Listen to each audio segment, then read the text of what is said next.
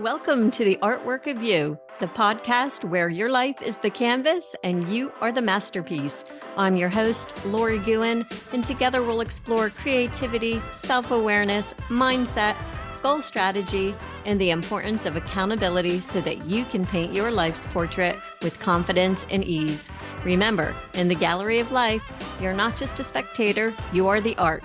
So let's grab our brushes and start creating the masterpiece that is you. Hello, my friends. I am so glad that you're here with me today because today I want to talk about self-awareness and specifically how it relates to goal setting. And you might be wondering, how does it relate to goal setting? I like to think of it as I love to cook. If you are trying to cook a complex meal, you would never do that without first knowing the ingredients that you have in your refrigerator or in your pantry.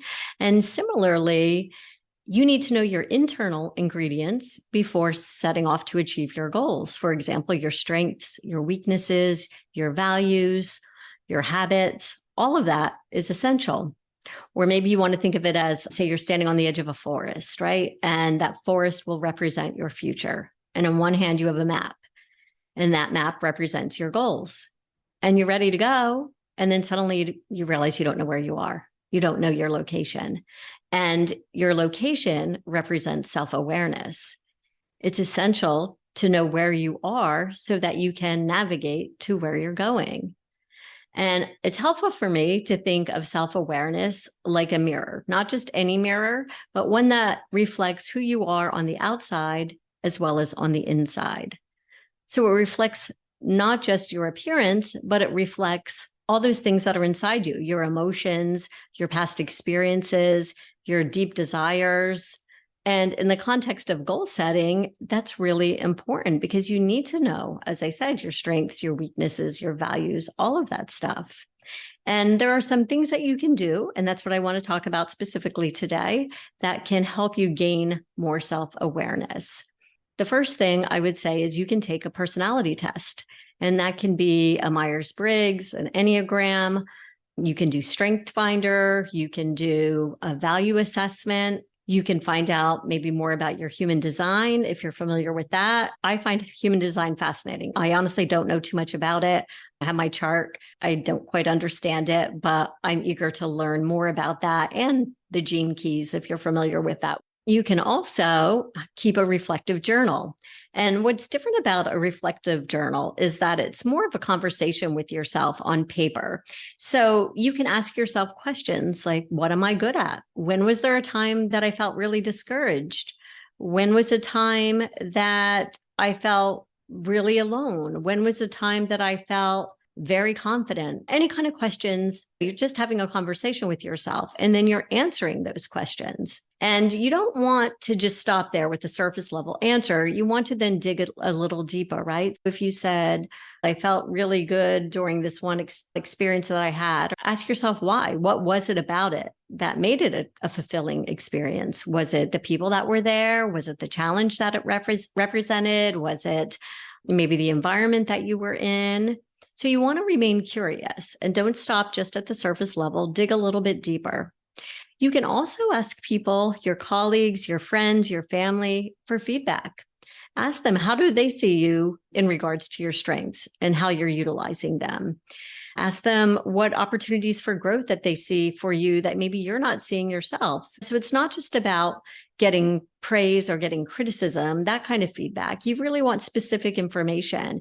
And if they say something like, maybe I see you as a great problem solver, ask them, okay, great. Can you give me some specific instances where you saw me solving problems? You might ask them, how do you see that I respond to stress? And ask for their feedback. And can you give me a specific time where I responded as you're saying? And then delve deeper and ask yourself, how could I maybe responded differently? Or for the opportunities or the strengths that they pointed out, ask yourself, what opportunities do I have to put myself in a situation like that more often so I can capitalize on my strengths? All that helps you become more self-aware. You can also, which is one of my favorites, give yourself the opportunity for new experiences.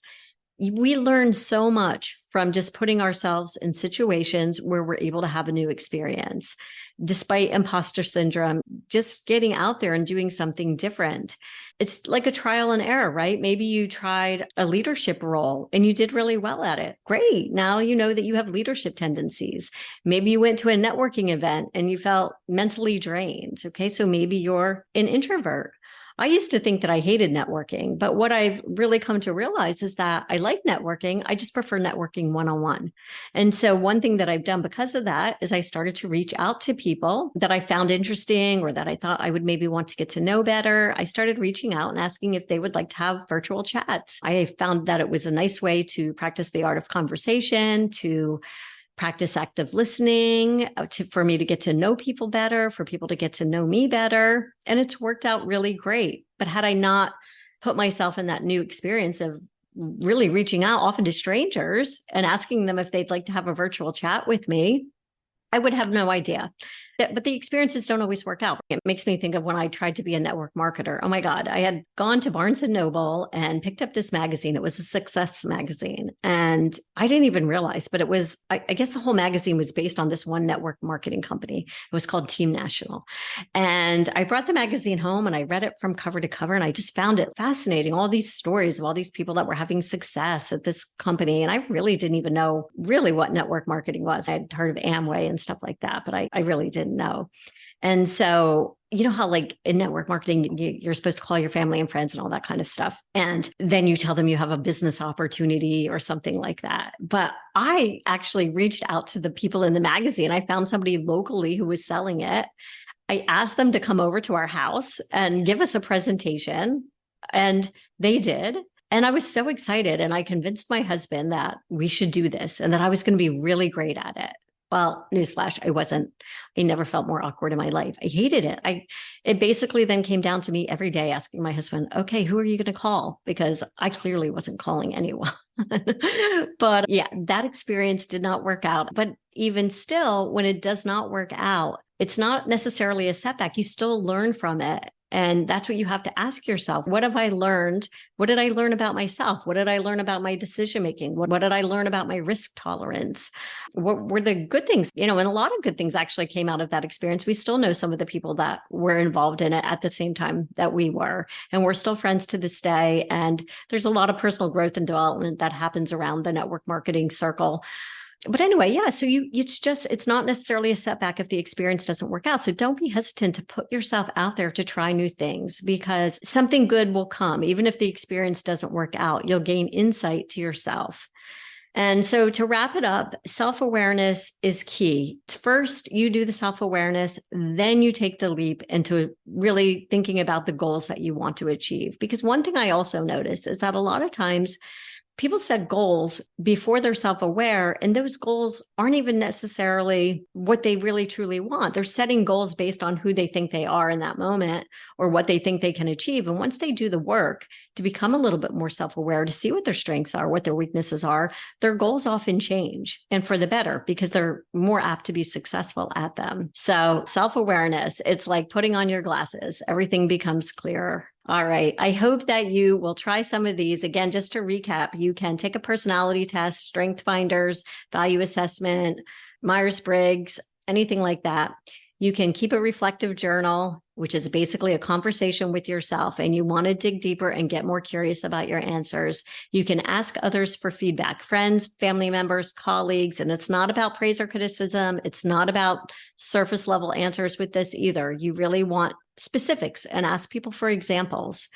And finally, try new experiences. You won't regret it. They don't have to be giant experiences like network marketing, like for me, like going on a new career venture. They can be simple, everyday experiences, just little things, just for practice, one day at a time. All right.